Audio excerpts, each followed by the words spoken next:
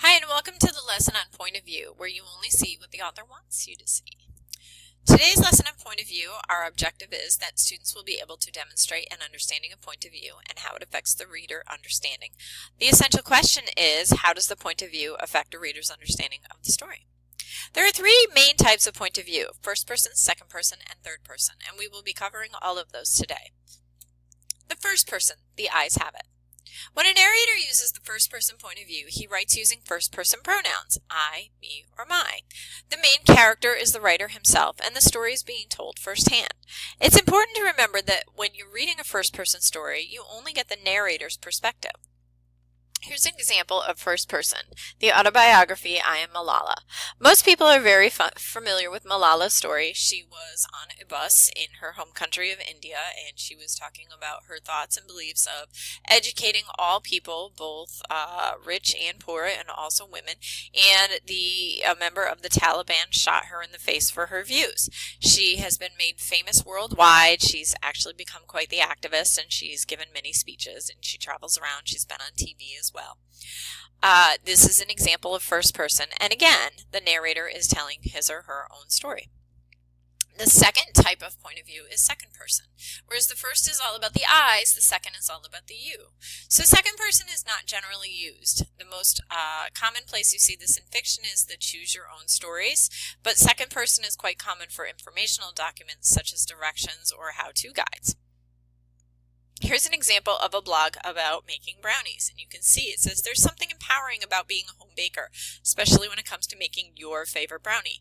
You're entitled to add a handful of chocolate chips or a sprinkle of nuts. You can bake the brownies 5 minutes longer if you like crispy edges, or maybe a few minutes less to make a molten center. That's the beauty of being a baker. You can make your absolute favorite brownie just as you like it. Again, all those yous show the second person point of view, and it's as if the narrator or author is speaking directly to the reader. Here's another example. This is from directions online of how to build a headboard. And if you read through it, step 1, legs. Begin building the legs by fastening the 1x2 middle piece to the 1x3 front leg piece as shown above.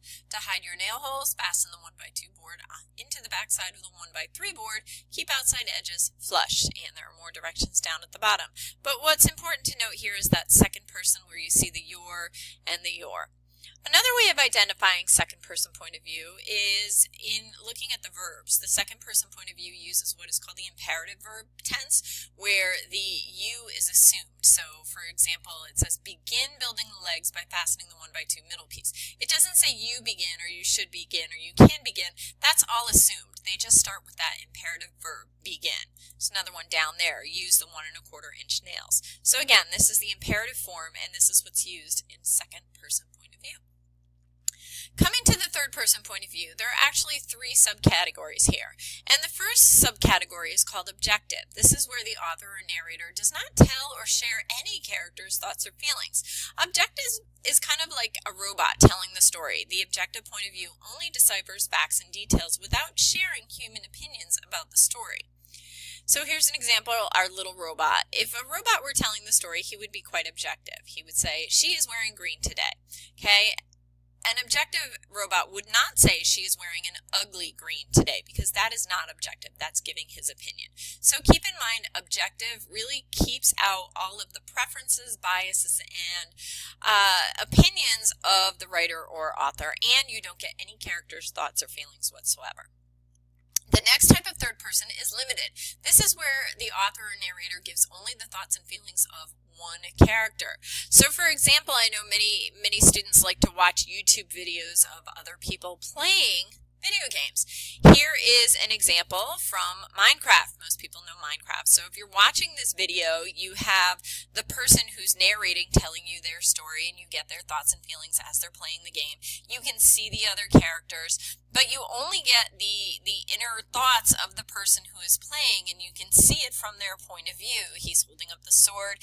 You can see how his health is. You can see all of his supplies, and you don't see that for any of the other characters. So this is similar to what we would be talking about in a third person limited point of view, is when watching a video game. Okay, again, when you're playing the video game yourself, it would be first person, but when you are actually watching somebody else's view of themselves playing, that would be limited. The last type of third person is omniscient. This is when the author or narrator gives the thoughts and feelings of all characters and even knows details that the characters sometimes do not know. Omniscient is likened to a director of a movie who knows the thoughts and feelings of all characters and will tell the actors and actresses, you need to show that you're sad, or in this part I want you to be really quiet because you're feeling very mellow.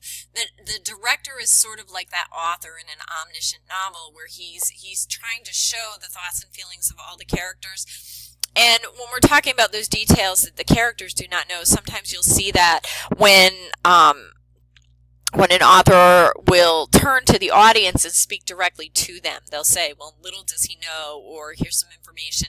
A lot of times in a movie or TV show, you'll see something happening like a rope about to break, and none of the characters realize it, but the director and the narrator, the author who's written that, is showing us that rope is about to break and nobody else realizes it. That's an omniscient point of view. So let's take a look at a couple examples. We've got this puppy here, and it says, do not let your dog eat chocolates. If he does, call your vet immediately. Would this be first person, second person, or third person point of view? If you got second person, you're definitely on the right track. You have the your in there. Do not let your dog eat chocolate. Call your vet immediately. It's speaking directly to you. It's giving you directions. You also see that imperative verb form. Call your vet. It does not say you should call. It just tells you, call your vet. That's the imperative verb form of second person. Let's try another one. Which point of view is this one? This one's a little trickier. We have cake. No, we haven't seen any cake. This is something that may be spoken out loud, but if you look at it, this is a baby and a dog, and they can't speak. So we're imagining this is what they are thinking. We haven't seen any cake. So which point of view would this be? First person, second person, third person limited, or third person omniscient? Again, we're getting those thoughts of both the baby and the dog and animals, so this is definitely going to be that omniscient point of view. The author or narrator is creating those thoughts inside the mind for the reader or the audience. Last one, which point of view is this? And of course, most of you will be able to identify the I as being a first-person point of view. Now let's try it in a reading. Can you identify the point of view? This is from The Alchemist in the beginning of the story. This is when the boy is sitting down with the fortune teller. But she has the Sacred Heart of Jesus there, he thought, trying to reassure himself. He didn't want his hand to begin trembling, showing the old woman that he was fearful. He recited an Our Father silently. Very interesting, said the woman, never taking her eyes from the boy's hands, and then she fell silent. The boy was becoming nervous. His hands began to tremble, and the woman sensed it. He quickly pulled his hands away. Is this first person, second person, third person limited, or third person omniscient? Hopefully you got third person omniscient. This seems to be limited because we have so much about the boy and his thoughts. However, down here it says his hands began to tremble and the woman sensed it. So we've got no outward sign. She doesn't say you're nervous or relax or calm down. She doesn't make any motions. We're told that she sensed it. So that's an inner working. That is it. That's her thoughts directly right there from the author telling us about what the woman is thinking. So that would be more than one character's thoughts and feelings. Thus, that's omniscient. So thinking about point of view, why is it so important? Point of view really gives us an inside look at what's going on with all the different characters in a story. And depending on how much information that the author shares with you, can bend your view or your thoughts about what's going on in a story. So I've got a little bit of a story here. And what we're going to do is read the excerpt. And using only the information you were given, tell me who is in the wrong. So here's the story. A man stole some drugs. The police caught him, and he admitted to stealing the drugs. So who's in the wrong? Is it the police or our thief? Who we're using Vin Diesel as a thief because he's such a good bad guy. Okay, most people here are going to say Vin Diesel. The only information we're given is that he stole some drugs. The police caught him. He admits to it. So we're going to assume that he is guilty. He's in the wrong. Now, we get a little more information. A man stole some drugs. The police caught him and he admitted to stealing the drugs. The man stole the drugs for his chronically ill daughter. He could not afford the price of the medicine. So now we get a little bit of the man's motivation. However, we still don't know why he can't afford the medicine. Maybe he's sitting home on the couch doing nothing all day, or maybe he's tried to get a job, or maybe the medicine is just so expensive. We don't really know. But we can't guess because we haven't been given that information. So just based on what we've been given, the man stole the drugs for his chronically ill daughter. He could not afford the price of the medicine. Who is in the wrong? Okay, I know a lot of people are probably going to take the blame off the man and want to blame the pharmacy. Let's move forward a little more. A man stole some drugs. The police caught him and he admitted to stealing the drugs. The man stole the drugs for his chronically ill daughter. He could not afford the price of the medicine. The pharmacist has to sell the medicine at an extremely high price to cover the cost of her insurance. Who is in the wrong? So now as we add more information, as the author has given us more information, we kind of get a little more insight into the different characters and the different players here. And again, we ask ourselves who is in the wrong. But remember, as the author gave us more information, our opinions and our views on the situation change. And that's why point of view is so important. Because as the author decides, am I going to use first person, second person, or third person, this is going to change our view as the audience when we read the story.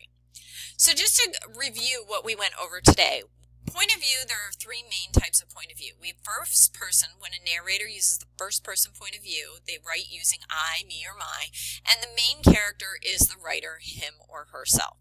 In second person point of view, this gives you directions using that you pronoun and often uses the imperative verb tense. This is often seen in choose your own stories, directions, and how-to guides. Finally, under third person, we have three different types of third person. The objective is when the author or narrator does not tell any character's thoughts or feelings. The limited point of view gives only the thoughts and feelings of one single character. And the omniscient point of view gives the thoughts and feelings of all characters, and the author also knows details even the characters do not know about. That's it. If you have any questions, take your questions back to your teacher, and I'm sure he or she will be more than happy to help you. Have a great day.